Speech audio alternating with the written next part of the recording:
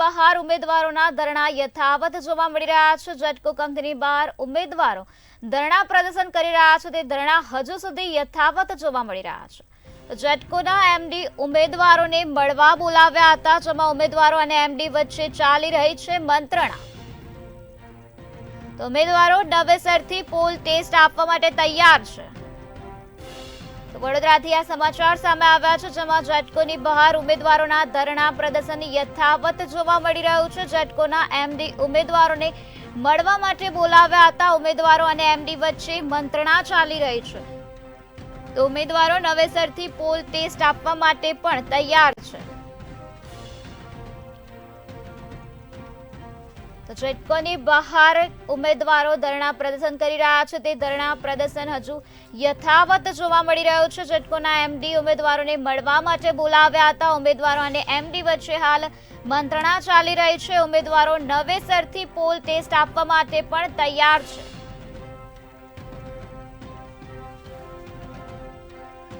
વડોદરામાં જેટકો બહાર ઉમેદવારોના ધરણા પ્રદર્શન જોવા મળી રહ્યા છે। ઉમેદવારોના ધરણા હજુ સુધી યથાવત છે। જેટકોના એમડી ઉમેદવારોને મળવા માટે બોલાવ્યા છે, ત્યારે ઉમેદવારો અને એમડી વચ્ચે મંત્રણા ચાલી રહી છે। ઉમેદવારો નવેસરથી પોલ ટેસ્ટ આપવા માટે તૈયાર છે।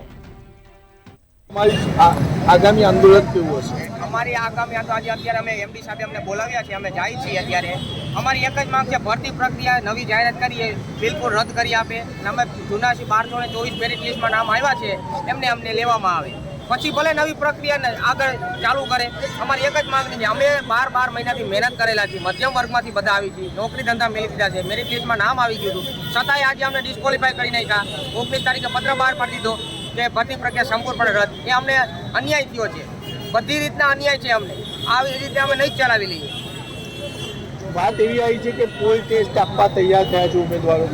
જો સાહેબ આગળ એક્ઝામ રદ નહીં કરે તો અમે ખાલી એક પોલ ટેસ્ટ આપવા અમે તૈયાર થશું, બાકી એક્ઝામ તો અમારે નથી જ દેવાની થતી, કારણ કે એક્ઝામમાં અમે 12 મહિનાથી મહેનત કરીને અમે પાસ થયેલા છીએ। એક્ઝામ દેવાનું થાય હવે અને તાત્કાલિક અમે 7 તારીખ ડેટ ફિક્સ કરી નાખી છે, તો અમે 15 દિવસમાં કરીને શું મહેનત કરી શકીએ?